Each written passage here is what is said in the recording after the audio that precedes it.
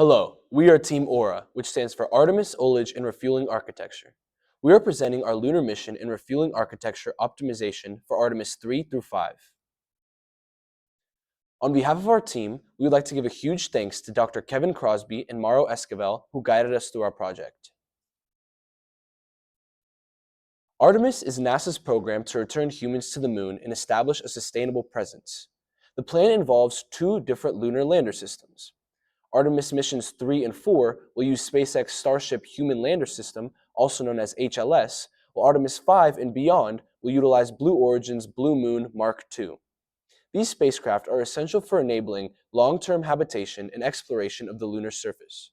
A major architectural transition will occur during Artemis 4 with the introduction of the Lunar Gateway, a space station that will orbit the moon in near rectilinear halo orbit, also known as NRHO, a stable, elongated orbit that provides continuous line of sight with Earth and efficient access to the lunar surface.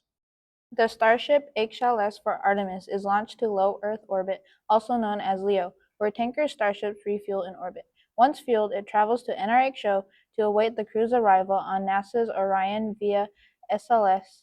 The astronauts then transfer to Starship HLS to descend to the lunar surface. The Blue Moon architecture launches a cislunar transfer to LEO for refueling, then to NRHO to fuel the Blue Moon lander. The lander docks at Gateway where the crewed Orion launches by SLS also docks.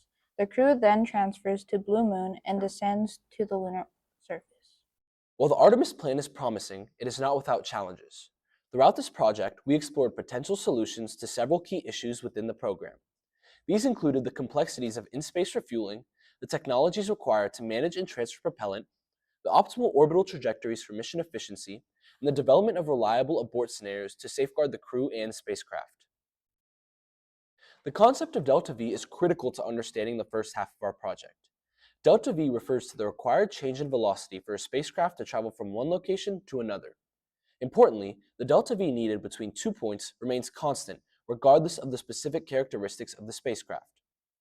The image on the right is a delta V map that we referenced, illustrating the required delta V values in kilometers per second to reach various destinations relatively close to Earth.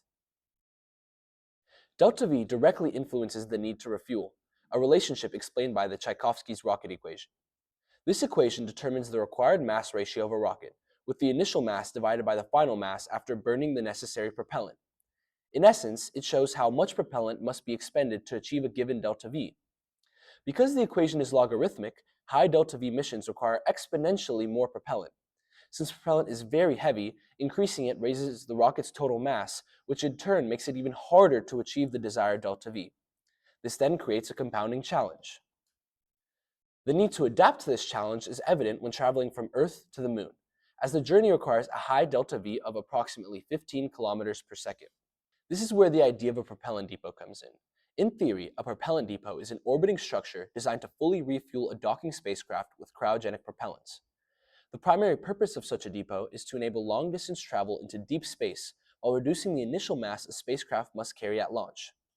Starship, for example, uses liquid methane as fuel and liquid oxygen as oxidizer, both of which must be stored at extremely low temperatures to remain in liquid form. A major challenge with storing these cryogenic fluids in space is boil-off, where heat leakage into the tank causes the propellants to evaporate over time, reducing available fuel and increasing tank pressure. To address this, NASA is currently developing the Zero Boil-Off Tank, also known as the ZBOT project, which tests solutions such as self-pressurization, advanced insulation materials, and capillary fluid management. With this in mind, we researched the effectiveness of positioning a depot in LEO compared to NRHO.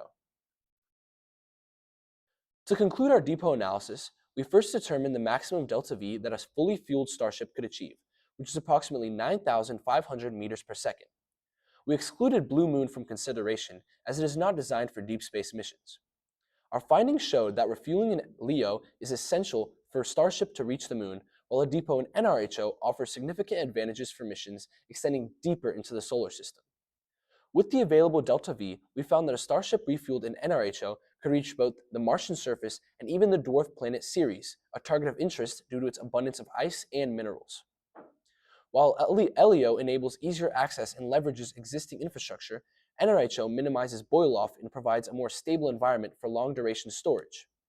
Based on these capabilities, we concluded that the optimal solution is to establish propellant depots in both LEO and NRHO, leveraging LEO for launch efficiency and infrastructure, and NRHO as a strategic gateway for lunar and deep space exploration.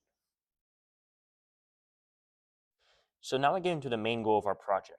We have to take the code from last year, in which you input a series of orbits and get out the delta V and mission time required, and transform it into a program where we input all the different types of orbits possible and get the most optimal path between them to the moon. This algorithm needs to be very efficient and fast, which is hard when considering the large number of orbits that we need to analyze. Additionally, we had to add many new orbits to the model. These orbits are key to having a successful path in the first place, and in-depth research needs to be conducted in order to find the characteristics and cost of these orbits. Finally, we had to somehow sort through the best routes, all of which have very similar fuel costs, and find some way to compare these. This led to the creation of the MCI 105 index, which we'll describe more in detail later. Here are the new orbits and trajectories we researched. Many of these are the most efficient option and the only way Artemis can succeed. First off is a weak stable boundary trajectory. This trajectory brings a spacecraft in the weak stable boundary region, where it can use complex gravitational interactions to save large amounts of delta V, and ballistic capture into lunar orbit. Next is the ballistic capture family of trajectories. These use the gravitational force of the moon to inject directly into lunar orbit or NRHO, at no cost. They can be accessed through the WSB trajectory or a direct burn from LEO. Phasing orbits is a technique where spacecraft use small amounts of delta V to realign with the moon's path. This saves a lot of delta V at the cost of a larger transit time. Finally, we discovered that there is an alternative route from the lunar surface that went directly to NRHO. While unconventional, it's the only way Starship and Blue Moon HLS systems have enough delta V to make it off the lunar surface. The problem that we are trying to solve essentially boils down to 3 words. Time is money. Instead of thinking of this problem in terms of distance through space, we can think of this problem from a graph theory perspective. Representing each orbit as a node and the cost associated with transfers as edges, we can leverage graph theory algorithms to analyze our orbit space. Even better, now the problem can be transformed into a weighted shortest path problem. Each possible route can be visualized a path through this graph which we want to optimize. As inputs to the algorithm, we first take in the source and the sink node, akin to start and end orbits, and at each step in the algorithm, make sure to enforce NASA's 10% fuel margin, eliminating any routes that fail this constraint. The Artemis mission architecture includes possible fuel margins of 0%, 5%, 10%, and 20%, and the algorithm is able to accommodate all of these, but 10% is chosen as it is the current standard. Using a priority queue and other optimizations, the algorithm is able to quickly find the shortest path and eliminate any unfeasible routes. Additionally, to support fuel depots which are necessary for the Blue Moon missions, nodes can be marked as refueling options and when reached, internally refill the fuel to 100%, allowing for further exploration. This process is powerful as it allows for modular orbit and refuel option addition, ensuring future extension. The results of our algorithm are shown here with the 2 most fuel-efficient routes found overall. When traveling from LEO to the lunar surface, Starship finishes with 7.34% fuel, and Blue Moon Mark II finishes with 5.01% fuel. Notably, these results required modification to the algorithm to consider fuel routes which fall below the currently imposed margin of 10%. This fuel margin exists to the current inaccuracies with the PVT method of fuel gauging in 0G. If we can improve the accuracy of the gauging, then these routes now become possible. It is important to consider, however, that fuel is not the only factor when considering possible routes, and that other factors influence route selection as well. This is why we also evaluate the routes returned by the algorithm in a holistic manner, considering some of these other sources. To choose the most mission-ready architecture, we need to evaluate each route holistically, not just by its delta V or fuel requirements. We consider 3 key factors. First, abortability. How easily can we get crew or assets home if something goes wrong? Next is mission complexity. How difficult is the mission to plan, execute, and manage? Finally, we have autonomy. Is the mission crewed or robotic? This affects how we prioritize timing and safety. By layering these 3 dimensions into our analysis, we go beyond numbers and make sure our solution aligns with real-world mission priorities. The first factor we take into consideration is abort scenarios. Abort scenarios are forced early returns that the crew may need to take if any obstacle were to occur. With that, we have identified 3 categories of abort scenarios. Looking at the table, the first column is categorized as crew safety issues. These issues include medical emergencies and life support issues where we would have to prioritize speed over fuel. The next column is categorized as fuel issues that mainly consist of miscalculations of trajectories that can lead to fuel loss. And because delta V values correlates with fuel consumption, we would need to prioritize abort routes that have lower delta V values. The last column is categorized as mission failure, when the mission is no longer feasible, and if this were to occur, the crew would remain on the current route back to Earth, continuing the nominal trajectory. This next slide is a table of various abort routes that include the amount of delta V values and total time it takes to return to Earth. This is a continuation of the delta V table. To understand another implication we plan to make, we need to understand what is GMAT. GMAT stands for General Mission Analysis Tool, which is an open source software used for mission planning. And in the boxes below are the three major points that make GMAT a reliable tool in creating real-world mission planning, and is also the reason why GMAT is very complex. And how we plan to utilize GMAT is by implementing these abort scenarios to create an accurate visual. With that, if you look at the images at the bottom of the slide, we have created a basic lunar transfer orbit with a 9.9 e by the power of -12 error value. And if you look at the right side of the slide, this is a close-up of the lunar transfer orbit, and these light blue streaks illustrate the attempts that GMAT made until the trajectory was accurate enough to catch the moon's orbit. And in future works, we hope to eventually input the entire mission sequence into GMAT to be used for real-world mission planning. Now that we've identified potential routes, we have to go beyond just comparing delta V numbers. Many of the most optimized paths have very similar delta V values, so how do we choose the best one? That's where the Mission Complexity Index 105, or MCI 105, comes in. It's a weighted scoring system implemented into our algorithm that evaluates the overall complexity of a mission architecture. We use this equation, which is a sum of weighted factors, to get a single number representing complexity. Each factor is ranked from low to high and weighted based on its impact on mission risk and feasibility. Some of these factors include the number of refueling events, total staging orbits, propellant mass, and much more. So even if two routes look similar on paper, one might involve more docking or more autonomous vehicles, making it significantly harder to execute. We must also consider autonomy for an overall holistic evaluation. These missions require careful planning around mission time, life support, and especially abort option. Since human lives are at stake, abortability becomes a high priority and accounts for more route planning considerations. On the right are autonomous missions with no humans on board. These are typically cargo runs or preparatory flights. Mission duration is much less of a concern on these. These missions can take longer, more complex routes without the same level of risk management. So, as we build our mission architecture, we'll need to weigh these trade-offs differently based on whether a route is crewed or autonomous. Here we see the most effective series of orbital maneuvers for the HLS landers. First, the burn into a weak stable boundary trajectory and ballistic recapture into NRHO, saving a large amount of fuel in exchange for roughly 4 months travel time. Then they'll descend to the surface and commence surface operations with the crew on board. After the crew is done there, they would launch directly to NRHO, where the HLS would remain while the crew transferred back to Orion. As you can see, the total fuel percentage remaining is very small. Currently, we can only gauge propellant levels to within 10%, making any burns taking more than that infeasible and risky. For Artemis to succeed, we need to reliably access the last 10% of the propellant. That is why, in order to ensure the success of Artemis, we propose the creation of a new, innovative propellant management device. So what does this mean? A propellant management device, or PMD for short, is a metal structure that we can put in a fuel tank to control the fuel.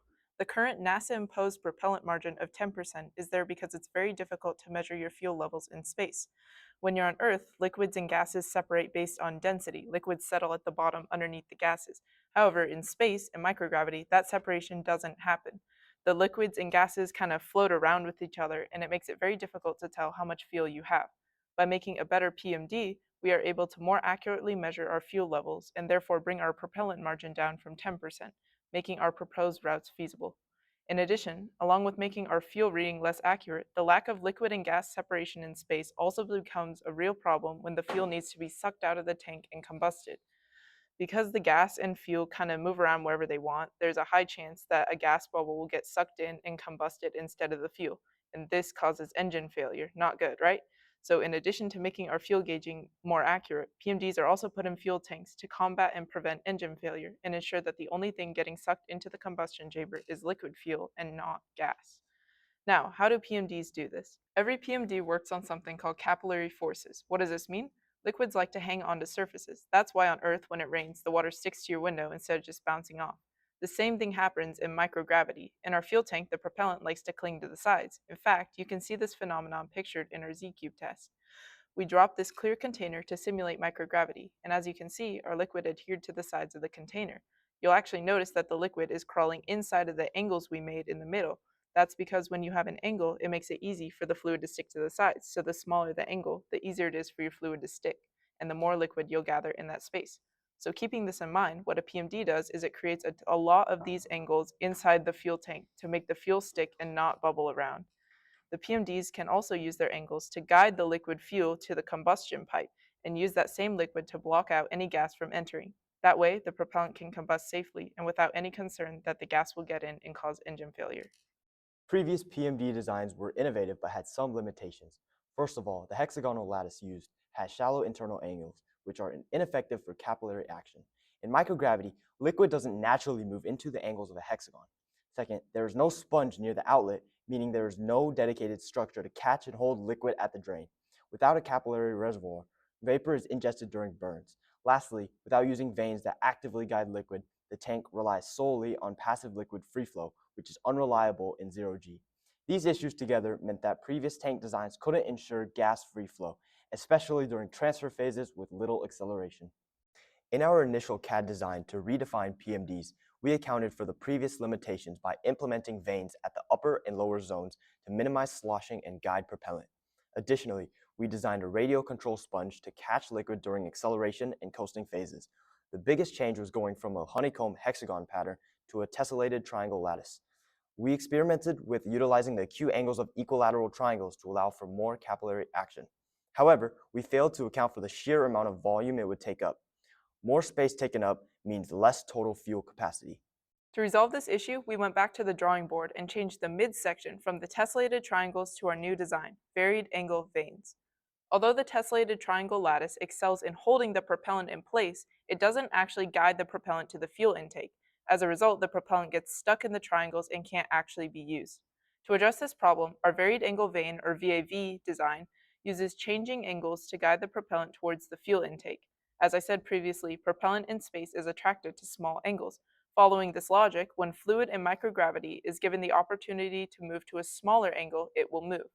This behavior is supported by the Young-Laplace equation, which says that a higher change inside from a fluid's starting point to ending point will create more pressure. This created pressure is what moves the fluid. So, by making the start and end angles in our vane design different, we are effectively changing the start and end size, and, according to the Young-Laplace equation, creating pressure to drive the fuel towards the intake. Using a custom open foam simulation case designed around a proof of concept for a changing angle PMD design in the liquid oxygen methane fuel used by Starship, we were able to show that the flow is driven from a large angle to the small angle. If the structure could be tessellated across the walls of a tank, it could allow for a more efficient PMD design that would allow us to lower the fuel margin from the current 10%, allowing the routes returned by our algorithm to succeed. To sum it up, there are three things we concluded through our research. First of all, we verified the ability of acute angles to generate capillary pressure and trap fuel. This inspired us to use them more in our design. Second of all, the use of our special twisted vanes is great for chaining propellant, as the transition from big to small angle increases capillary pressure in the direction of the engine, supplying it with liquid state fuel. Third of all, innovations like these are the most efficient way to ensure that we can successfully complete Artemis' missions. Otherwise, not even the most efficient orbital route will have enough fuel. I am very glad that I was able to learn about the complexities within orbital mechanics. I love taking on hard coding challenges and exploring engineering challenges in depth. SEAS allowed me to meet so many other students passionate about aerospace and STEM. My favorite thing I learned about was fluid physics and microgravity. It was really cool opening a door to this new area of learning. I really enjoyed how SEAS allowed me to explore the intersection of computer science and aerospace, along with being able to see behind the scenes NASA buildings. SEAS was an eye-opening experience and showed me the massive world of aerospace. Thank you to NASA, the SEAS program, the Center for Space Research, and especially to Ms. Baggio, Ms. Miller, and Ms. Tomlin for giving us this wonderful opportunity.